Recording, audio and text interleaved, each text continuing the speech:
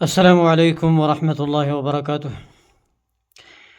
پیارے ناظرین، اہل بیت کی محبت کے نام پہ لوگوں کو دھوکہ دینے کے لیے بھی ایک مہم جاری ہے۔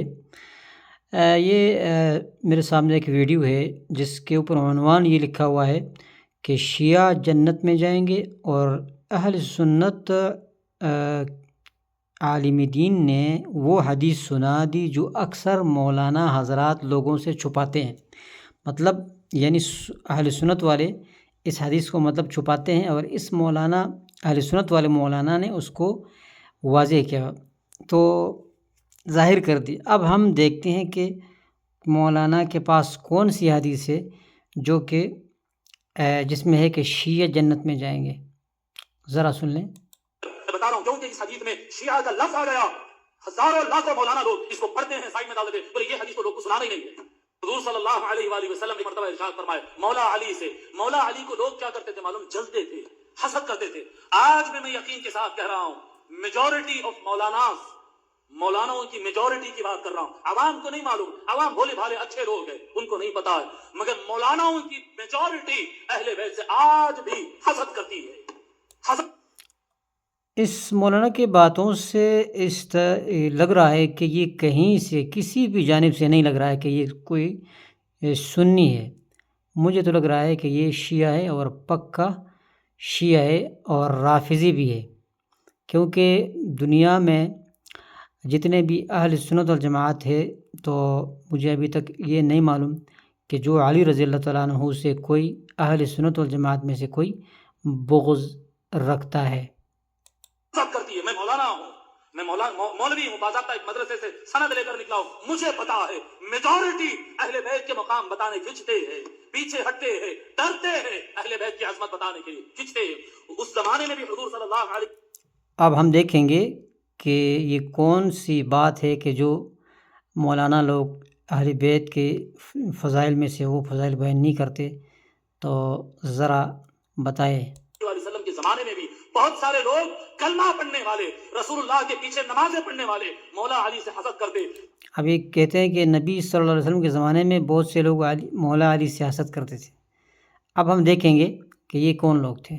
تو کئی مرتبہ مولا علی کا دل رنجیدہ ہو جاتا، دل میں غم آ جاتا، تکلیف ہوتی، تب بات سناتے تھے، آ کے حضور کے چچا بولتے تھے لوگ ایسا کر رہے ہیں، لوگ ایسا کر رہے ہیں، جل رہے ہیں، حسد کر رہے ہیں، غلط نظروں سے دیکھ رہے ہیں، گرا کے دیکھ رہے ہیں، جلتے ہم سے لوگ۔ مولا علی نہیں کہتے تھے، لیکن مولا علی کا دل بھی بیٹھتا تھا، غم ہوتا تھا اندر سے۔ تو حضور صلی اللہ علیہ وسلم ایک مرتبہ بلا کر فرمائے اے علی سنو، غم زدہ ہونے کی ضرورت نہیں ہے، غم زدہ ہونے کی ضرورت نہیں، علی ادراؤ سنو، ان اول اربعۃ يدخلون الجنہ۔ یہ بات یاد رکھیں کہ اس وقت جو بھی صحابہ کرام سے بغض رکھتے تھے وہ ان کو منافقین کہلاتے تھے، منافقین تھے یا مشرکین اور یہود تھے، اور مسلمانوں میں مومن صحابہ کرام میں سے کوئی آدمی ایسا نہیں تھا کہ وہ علی رضی اللہ عنہ سے بغض رکھتے تھے۔ اب سنیں وہ حدیث۔ جنت میں سب سے پہلے جو 4 داخل ہوں گے، سب سے پہلے جنت میں جو 4 داخل ہوں گے، اے علی میں ہوں گا، آپ ہوں گے، حسن و حسین ہوں گے۔ جنت کے دروازے ہم کھولیں گے، جنت میں سب سے پہلے ہم داخل ہوں گے۔ یہاں پر ایک روایت ہے وَذَرَارِينَا خَلْفَ ظُهُورِنَا، اور ہماری اولاد، ہمارے پیٹ پیچھے ہماری اولاد بنو ہاشم حسنی حسینی سادات داخل ہوں گے۔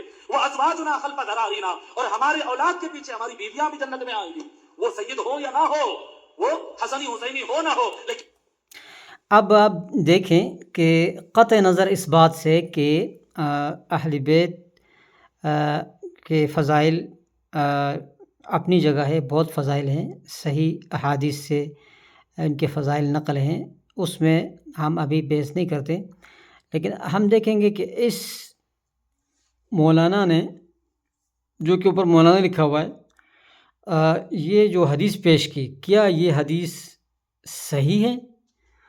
تو آئیے دیکھتے ہیں۔ اچھا تو بھائی یہ حدیث وہ حدیث ہے جو کہ ابھی وہ بیان کر رہا تھا کہ اول من يدخل الجنہ، سب سے پہلے جو جنت میں جائے گا میں ہوں، اور آپ ہیں، حسن حسین ہیں، اور ہماری بیویاں ہیں وغیرہ۔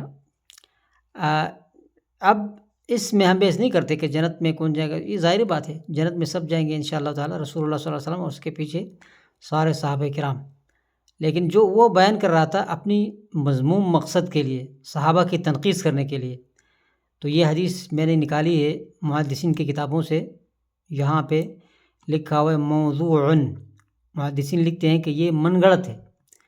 ابو بکر القطعی نے اس حدیث کو روایت کیا ہے، اور یہ سند اس حدیث کی بیان کی گئی یہاں پہ، اور یہاں تک، اور علی بن ابی طالب رضی اللہ عنہ سے روایت بیان کی گئی ہے۔